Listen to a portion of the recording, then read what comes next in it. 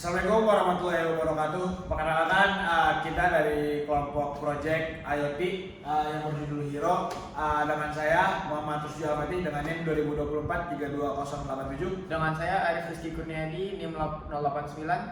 Dan saya Miti Yarina Manopo dengan NIM 2024 30088. Oke, masuk ke penjelasannya. Jadi pada project kali ini kita namain project kita tuh Hero atau Helper Agent for Rural Operation. Yang berjudul Smart Utility Robot Car dengan sensor ultrasonic, water spray, dan grass cutter system. Project ini tuh berbasis Arduino Uno yang mengintegrasikan teknologi IoT dan embedded system sesuai ketentuan yang ada di tugas. Dilengkapi juga berbagai sensor seperti akuator, ada ultrasonic, motor driver, hingga kamera jarak jauh. Robot ini juga mampu beroperasi secara otomatis maupun manual. Fokus utama dari mobil ini yaitu meningkatkan efisiensi dan keamanan dalam pekerjaan rumah tangga seperti penyiraman tanaman, pemotongan rumput, serta deteksi ringan secara mandiri. Next. Ya, latar belakang dari project ini yaitu seiring berkembangnya teknologi embedded system dan IoT, kebutuhan akan sistem otomatis semakin meningkat. Banyak pekerjaan seperti penyiraman tanaman, pemotongan rumput, serta pemantauan area yang masih dilakukan secara manual sehingga membutuhkan waktu, tenaga, dan pengawasan yang cukup besar. Selain itu, di kendaraan ini pendeteksi memiliki risiko menabrak benda di depan yang dapat menyebabkan kerusakan pada alat maupun lingkungan sekitar. Manfaat dari proyek ini itu kita mampu meningkatkan efisiensi pekerjaan lapangan, satu, mengurangi tenaga manual dan waktu kerja, memberikan sistem kerja yang lebih aman dan modern, dan penerapan nyata bagi embedded system dan juga IoT. Oke, ini jadi ada 4 cara kerja sistem yang kita gambar. Yang pertama itu kita tahap inisialisasi atau startup. Jadi pada saat Arduino diaktifkan, semua komponen dapat membuat data pengaturan dari EEPROM seperti batas jarak aman agar tidak menabrak. Nanti akan kita tampilkan di demonya. Lalu LCD menyalakan lampu latar dan menampilkan status ready.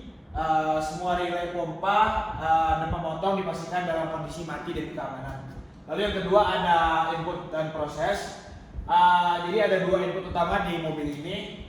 Ada input remote IR, Arduino itu menerima sinyal inframerah atau infrared. Nanti itu ada 4 tombol, itu 2, 8, 4, 6 yang bakal ditekan untuk memerintahkan motor driver memutar roda. Itu bisa maju, bisa mundur, atau belok kanan kiri. Lalu ada proteksi ultrasonik. Selama robot berjalan, sensor ultrasonik terus memancarkan gelombang. Jika ada benda di depannya dengan jarak yang lebih dekat dari batas threshold, Arduino akan memutus paksa arus motor agar robot berhenti seketika guna menghindari tabrakan. Yang ketiga ada sistem operasi alat atau output khusus. Jadi ada baling pemotong, ada pompa air. Ketika tombol ditekan, Arduino akan mengaktifkan relay yang berfungsi sebagai jembatan arus besar dari baterai ketika ke dinamo pemotong atau pompa air agar Arduino tidak terbakar. Lalu ada juga sistem sirine yang berbunyi kalau ada halangan. Lalu yang terakhir itu sistem feedback dan sensorik.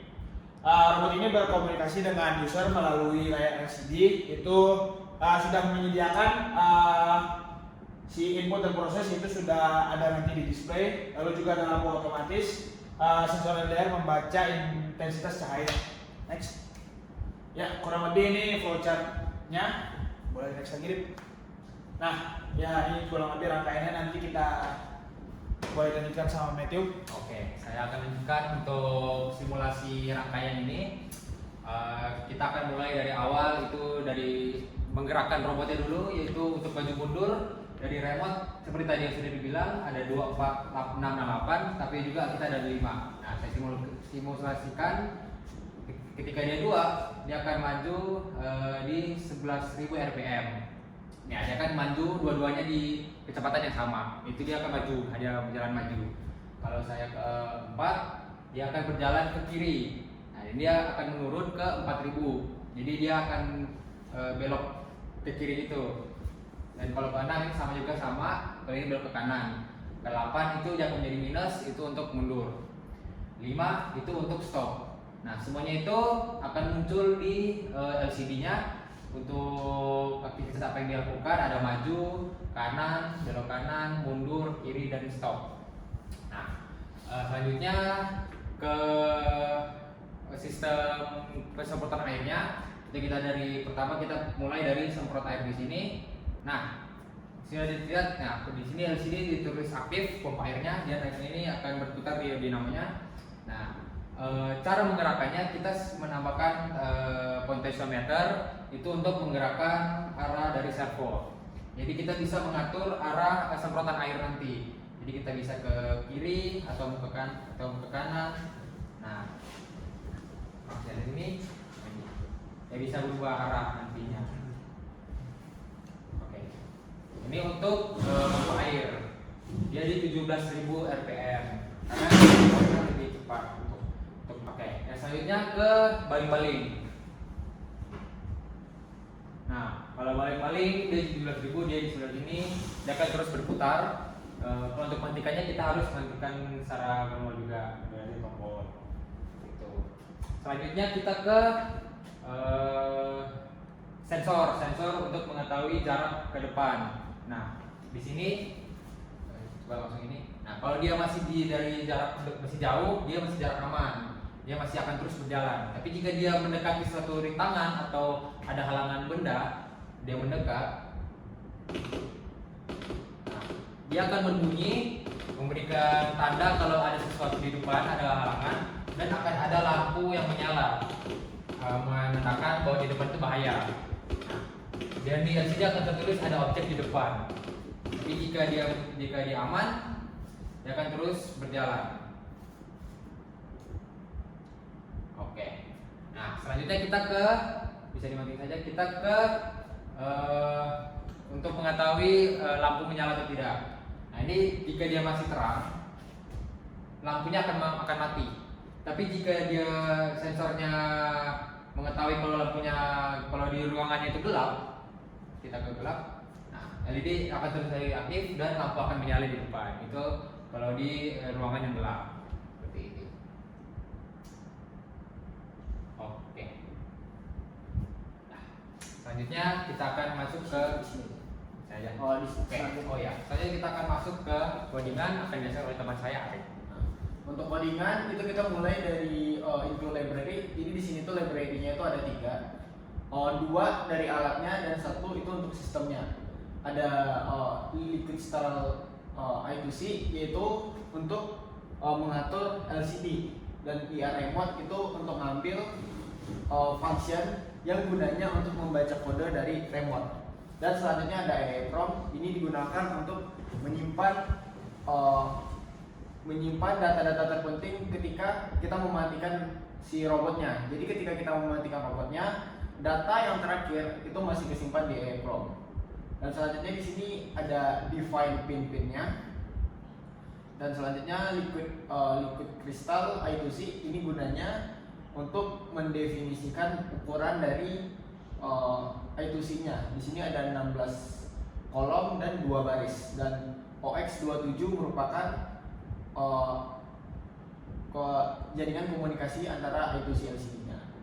Dan di sini kita mendeklarasikan untuk gelapnya dan areanya yang kita jadikan sebagai range terdekatnya.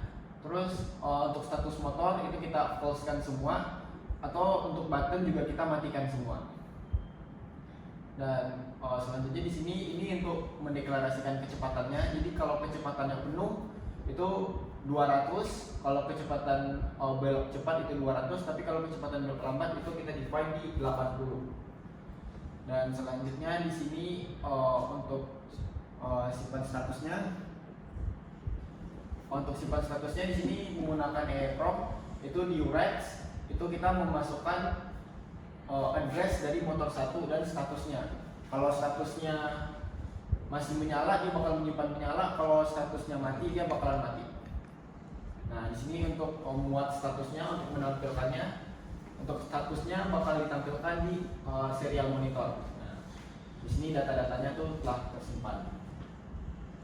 Selanjutnya di sini untuk gerak servo, di sini untuk tampilkan LCD, di sini untuk merewrite atau mengganti kode yang diterima dari IR remote menjadi angka biasa yang kita deklarasikan atau kita gunakan untuk komunikasi dengan mesinnya. Nah, di sini kita menggunakan PWM untuk mengatur belok motornya. Nah, di sini ada kecepatan penuh, kecepatan belok cepat dan kecepatan belok lambat.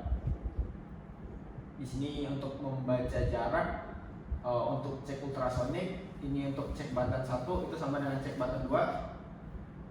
Untuk cek servo, ini untuk mengatur gerak servo tadi. Dan selanjutnya di sini untuk define, ini serial begin untuk komunikasi dengan EEPROM. Dan selanjutnya di sini untuk loopingnya itu kita manggil semua function tadi. Nah, lebih kurangnya inilah sistem yang kami buat. Saya Arif Rizky Kurniadi dan teman-teman saya mengakhiri presentasi pada saat ini. Terima kasih. Wassalamualaikum warahmatullahi wabarakatuh.